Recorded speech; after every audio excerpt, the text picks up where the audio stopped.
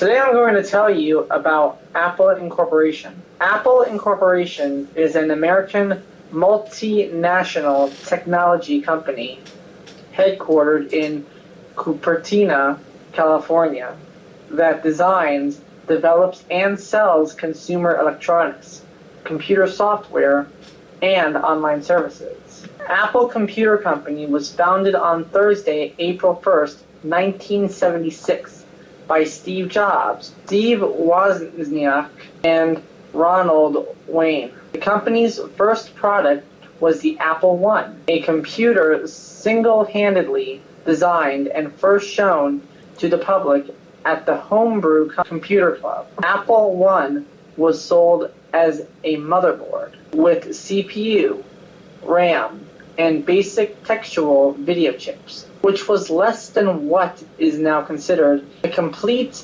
personal computer. The Apple I went on sale in July 1976 and was market priced at $666.66, $2,935 in 2018 dollars, adjusted for inflation. On December 12, 1980, Apple went public at $22 per share, generating more capital than any IPO since Ford Motor Company in 1956, and immediately creating 300 millionaires. In 1984, Apple launched the Macintosh, the first personal computer to be sold without a programming language.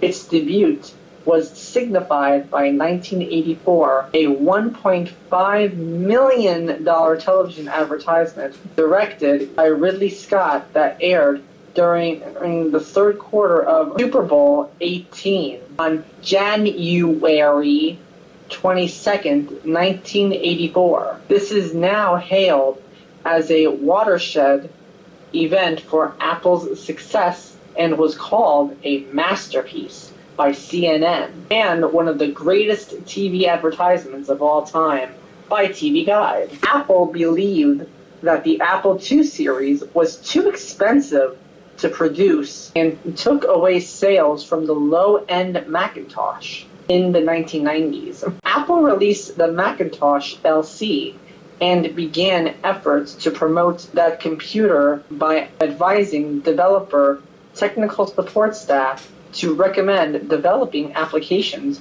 for Macintosh rather than Apple II, and authorized salespersons to direct consumers towards Macintosh and away from Apple II. The Apple LLE was discontinued in 1993. The success of Apple's lower-cost consumer models, especially the LC, also led to cannibalization of their higher-priced machines.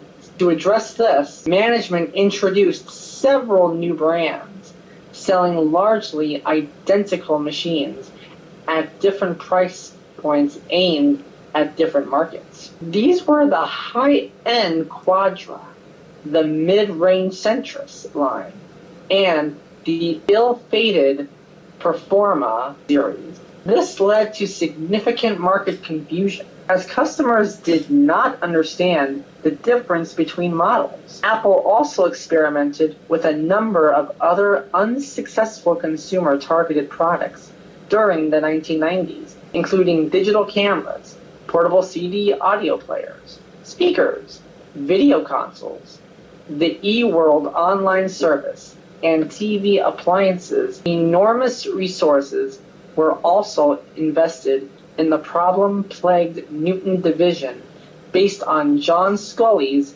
unrealistic market forecasts. Ultimately, none of these products helped, and Apple's market share and stock prices continued to slide. At the 1997 Macworld Expo, Jobs announced that Apple would join Microsoft to release new versions of Microsoft Office for the Macintosh, and that Microsoft had made a $150 million investment in non-voting Apple stock. On November 10, 1997, Apple introduced the Apple Online Store, which was tied to a new build-to-order manufacturing strategy. The next deal was finalized on February 9th, 1997, bringing Jobs back to Apple as an advisor. On July 9th, 1997, Emilio was ousted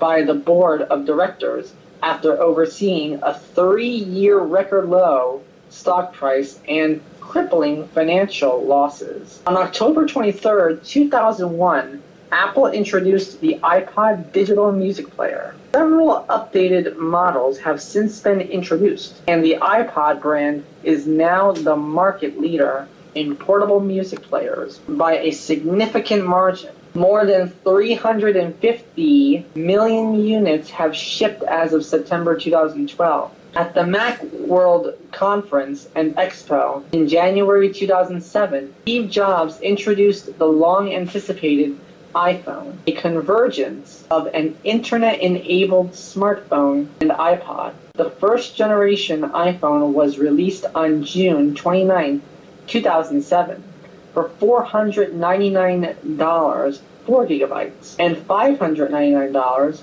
8 gigabytes, with an AT&T contract. On February 5, 2008, it was updated to have 16 gigabytes of memory, in addition to the 8 gigabyte and 4 gigabyte models. Wednesday, September 12, 2018, Apple introduced the iPhone XS, XS Max, and iPhone XR.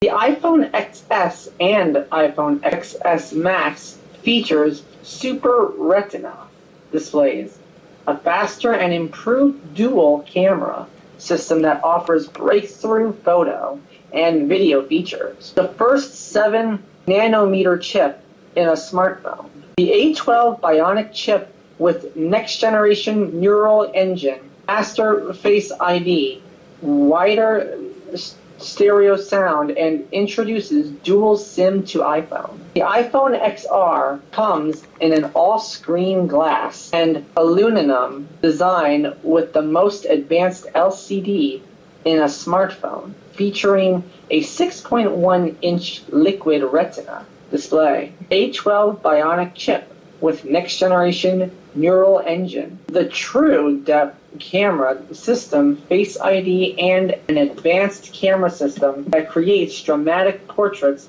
using a single camera lens. Apple's first smart speaker, the HomePod, was released on February 9, 2018, after being delayed from its initial December 2017 release. It also features 7 tweeters in the base, a 4-inch woofer in the top, and 6 microphones for voice control and acoustic optimization. On September 12, 2018, Apple announced that HomePod is adding new features: search by lyrics, set multiple timers, make and receive phone calls, find my iPhone, Siri shortcuts, and Siri languages. Apple evangelists were actively engaged by the company at one time, but this was after the phenomenon had already been firmly established. Apple evangelist Guy Kowalski has called the brand fanaticism, something that was stumbled upon while I've explained in 2014 that people have an incredibly personal relationship with Apple products. Apple Store openings and new product releases can draw crowds of hundreds, with some waiting in line as much as a day before the opening. Apple has a satellite campus in Sunnyvale, California, where it houses a testing and research laboratory. Apple Insider published an article in March 2014 claiming that Apple has a tucked away, a top secret facility where it is developing the SG5 electric vehicle project codenamed Titan under the shell company named 68 Research. The company's manufacturing, procurement, and logistics enable it to execute massive product launches without having to maintain large profit-sapping inventories. In 2011, Apple's profit margins were 40%, compared with between 10 and 20% for most other hardware companies. Cook's catchphrase to describe his focus on the company's operational arm is, "Nobody wants to buy sour milk." During the Mac's early history, Apple generally refused to adopt prevailing industry standards for hardware, instead creating their own. This trend was largely reversed in the late 1990s, beginning with Apple's adoption of the PCI bus in the 7500, 8500, 9500 Power Macs. Apple has since joined the industry standards groups to influence the future direction of technology standards such as USB, AGP, Hypertransport, Wi-Fi, NVMe, PCIe, and others in its products. Thanks for watching this Adventurous Kids episode. Yeah, doggy!